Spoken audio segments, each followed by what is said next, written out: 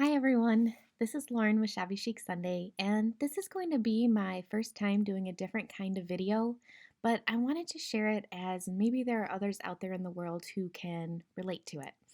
It has taken me many years to discover what works best for me and my creative strengths as an artist, especially when there are so many inspiring and innovative ideas out there, and it's hard to choose which is the best one for you. I personally have always wanted to journal, but there's always been trepidation there. I had to sit down and really discover what exactly it was about journaling that made me so uncomfortable. And it's silly to think that it's designed to be something relaxing. I realized it was because I was trying to fit molds and expectations about journaling that just didn't work for me. So finally, now that I am 35 years old, I think I have something for me that at least will work with the path of my life that I am currently exploring. And I just thought maybe I could share what I'm doing. Ultimately, what I have decided to do is to separate my thought process journaling from my daily memory keeping and photos. This is one of the very first journals that I ever made. It was designated to serve multiple purposes through its lifetime, but those purposes were never fulfilled. It always remained blank and either on a shelf or in a box or maybe even upgraded in a fancy storage tote from time to time. At one point, it was going to be my wedding planning book, then my guest book, where guests could write sentiments on the journaling cards and I could document my love story. But then when COVID happened, my wedding was postponed multiple times until it finally was just canceled altogether. So the journal went into a box and it was forgotten. It did come back out from time to time, and I really wanted to journal in it, but I would stop for the silliest reasons. I would think, I don't know, what is the right pen to use to prevent bleeding, or I can't write in straight lines, and this is tea-dyed paper. Do I also want to add photos? What do I even write about? What's my favorite food, or what's my favorite song? Everything seems so silly. Then when I had my son, it was just packed away again, forever blank. Then I had my daughter Brooklyn, and I heard the song by Billie Eilish, which is called What Was I Made For? And I was entirely consumed with the realization of what this journal was made for. And it was my daughter. So I decided I would use this journal to write to my daughter about my innermost thoughts and feelings, my truths, our special times together, her experiences, her growths, challenges, and so on. And then one day, maybe I would gift it to her, just as my mother gifted me with her journal when I turned 18. And then to seal that realization of what the purpose of this journal was even deeper, I noticed it says right here on the cover, Lock Me in Your Heart. And it was just always meant to be for her. So on the little tags, I'm going to use those for short quotes or song lyrics or maybe quick pieces of script, maybe something funny she said, for example, just something that doesn't take up a lot of space. So that covers the thought process journaling. But that left me with still trying to figure out how to document our everyday regular experiences and photo keeping. Up until this new decision of mine, what I used to do was just print our photos out on the standard 4x6 prints and then store them in the gigantic, heavy, super awkward 12x12 photo albums, one for every year.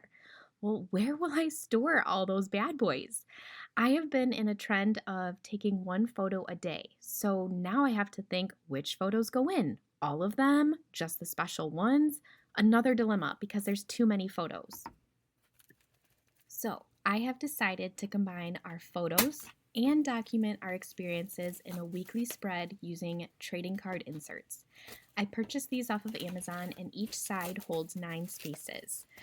As there are 7 days in the week, and with my babies being this little, I still want to stick with taking one photo a day, and that leaves 2 slots for journaling on each side. So what I do is upload my photos onto a Google Doc and I size them to 3.5 by 2.5. With this size, I am able to print 9 photos per photo sheet, which is perfect. I usually print 7, and then I type 2 3.5 by 2.5 journal cards in a text box that I print on regular printer paper or these sticker transparencies. And then I can stick these to any color scrapbook paper or tags that I may have. So now every spread is 1 week and it contains our daily life, explanations of what we did. It's smaller and more compact, and I'm saving space by combining two different projects, my journal and photos, into one book. And this will be our entire year. I like that it's neat and it's organized, and instead of gluing them down in a scrapbook, I can access them whenever I may need, even years down the road. So to slow down for a minute and show you exactly what I'm doing on my screen, I opened a Google Doc and I want to insert some pictures. I open a Google Doc and click Insert, Image, and then Photos. I'm going to choose the one I want and I'll click Insert. Now this is way too big, so I'm going to click Image Options on the toolbar and I'm going to make the width 2.5 and the height 3.5. Make sure that this box here is unchecked or it will automatically size it based on one of the proportions.